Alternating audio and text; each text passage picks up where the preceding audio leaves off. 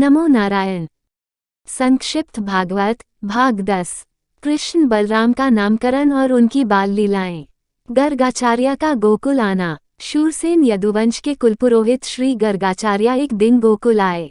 उनका सभी यदुवंशी बहुत सम्मान करते थे। नंद जी ने उनकी बहुत प्रकार से सेवा और सम्मान किया तथा अपने दोनों बालकों का नामकरण करने के लिए आग्रह किया, लेकिन आचार्य ने उन्हें ये कार्य गुप्त रूप से करने का सलाह दिया। इसका एक कारण तो ये था कि जब से देवकी की दिव्य कन्या ने कंस को ये कहा है कि उसे मारने वाला जन्म ले चुका है, तब से वह आशंकित है कि देवकी को 8वीं कन्या नहीं होनी चाहिए थी बल्कि कोई पुत्र होना चाहिए था। वसुदेव और नंद जी की घनिष्ठता का भी उसे पता है। दूसरा कारण ये था कि सभी जानते थे कि वे यदुकुल के कुलपुरोहित थे, इसलिए अगर वे दोनों बालकों का नामकरण करते तो कंस को शक हो जाता कि ये दोनों वसुदेव देवकी के पुत्र थे और वह कृष्ण को मार डालता। कृष्ण बलराम का नामकरण। ये सलाह नंद जी को भी पसंद आया। उन्होंने उनसे अत्यंत गुप्त रीति से बिना किसी सगे संबंधी को बताए एकांत गौशाला में केवल स्वस्तिवाचन द्वारा नामकरण करने का आग्रह किया। आचार्य इसके लिए सहर्ष तैयार हो गए। तदनुसार एकांत में लोगों से छुपाकर गुप्त रूप से दोनों भाइयों का नामकरण संस्कार हुआ। बलराम का नामकरण। गर्गाचार्य ने दोनों भाइयों का नाम इस तरह रखा। उनके अनुसार बड़ा बालक रोहिणी का पुत्र होने के कारण रोहणेय और लोगों को अपने गुणों से आनंदित करने के कारण राम कहलाएगा। असीम बलशाली होने के कारण बल और यादवों में तथा गोपों में मतभेद होने पर मेल करने के कारण ये संकर्षण भी कहलाएगा।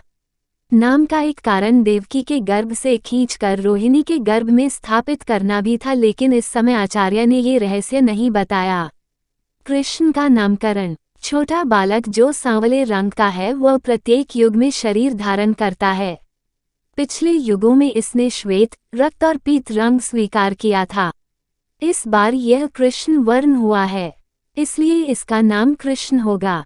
चूंकि यह पहले कभी वसुदेव के घर भी पैदा हुआ था, इसलिए इस रहस्य को जानने वाले इसे श्रीमान वसुदेव या वासुदेव भी कहेंगे। आचार्य ने ये भी कहा कि इसके अनेक रूप और कर्म है और तदनुसार इसके अनेक नाम है। मैं तो इन नामों को जानता हूँ, लेकिन साधारण लोग इसे नहीं जानते हैं।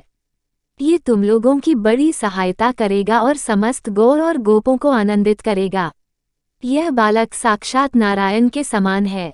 इस तरह नंद जी को भली भांति समझाकर आचार्य अपने आश्रम चले गए। दोनों भाइयों की बाल सुलभ लीलाएं। कुछ दिनों बाद दोनों भाई घुटनों के बल चलने लगे। उनके तरह तरह की बाल सुलभ लीलाएं सभी ब्रजवासियों को आनंदित करती थी। जब दोनों भाई कुछ और बड़े हुए और नन्हे नन्हे पैरों पर चलने लगे, तब उनकी कौतुकमय लीलाएं और बढ़ गई। दोनों भाई अपनी उम्र के अन्य गोप बालकों के साथ खेलने के लिए निकल जाते और तरह तरह के खेल खेलते। उनकी ये बाल लीलाएं गोपियों को बड़ी अच्छी लगती थी। माता यशोदा को गोपियों की उलाहना। एक दिन सभी गोपियों इकट्ठी होकर नंद जी के घर आई और माता यशोदा को सुनाकर मीठी उलाहना देने लगी। गाय दूहने का समय नहीं होने पर भी बछड़ों को खोल देना, गोपियों के घर से मीठे मीठे दही दूध चुराकर खाना और बचे हुए को बंदरों को खिला देना, और फिर भी अगर बच जाए तो मटकी फोड़ देना, दूध दही नहीं मिलने पर घर वालों पर खिंचना और घर के छोटे बच्चों को रुलाकर भाग जाना, छीकों पर रखे मटकों तक उखल या किसी मित्र के कंधे पर चढ़कर ले लेना या नीचे से ही उसमें छेद कर देना इत्यादि ऐसी उलाहनें थीं जो गोपियां माता यशोदा को देती थी।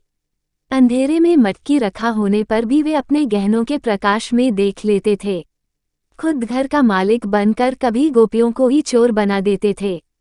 गोपियां इस तरह उलाहना देते समय वहां खड़े श्री कृष्ण के डरे हुए और चकित बड़ी बड़ी आंखों को स्नेह से देखती भी रहती थी। उनकी ये दशा देखकर माता यशोदा भी स्नेह और आनंद से भर जाती थी। माखन लीला। भगवान की यह माखन लीला अलौकिक और दिव्य है।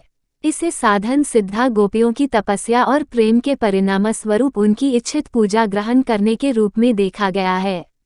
इसलिए माखन के लिए चोरी शब्द उचित नहीं है, क्योंकि यह वास्तविक अर्थ में चोरी नहीं थी। गोपियां चाहती थी कि कृष्ण उनका माखन खाएं और इसकी शिकायत करने के बहाने वे नंद बाबा के घर जाकर पुनः उनका दर्शन करें। फल बेचने वाली को संपत्ति देना। उनकी एक और बाल लीला का भागवत में विवरण है। एक दिन कोई फल बेचने वाली आई। श्री कृष्ण उससे फल लेने के लिए अंजलि में अनाज लेकर दौड़े। उनकी नन्ही अंजनी में से अनाज तो रास्ते में ही बिखर गए, पर फल बेचने वाली ने उनके दोनों हाथ फल से भर दिए। इधर भगवान ने भी उसकी फल रखने वाली टोकरी रत्नों से भर दिया। बाल लीलाएं। श्री कृष्ण की बाल लीलाएं उनके ब्रजवासी भक्तों को सुख देने के लिए था। वे एक सामान्य मनुष्य बालक की तरह बनकर ऐसी लीलाएं करते थे जो उनके भक्तों में वात्सल्य और प्रेम बढ़ता था। दूसरी तरफ खेल खेल में ही शक्तिशाली राक्षसों को मारकर अपने गैर मानवीय रूप का प्रदर्शन भी कर देते थे। वास्तव में भगवान के अवतरण का उद्देश्य दुष्टों का संहार करने के साथ साथ अपने भक्तों को आनंद देना भी होता है। एक सामान्य मनुष्य के जीवन में जो घटनाएं घटती हैं वो उसके द्वारा इच्छित या अनुमानित नहीं होती है, लेकिन भगवान सर्वशक्तिमान होते हैं। वे जो चाहते हैं वही घटित होता है, इसलिए उनके कार्यों को लीला यानी नाटक कहा जाता है।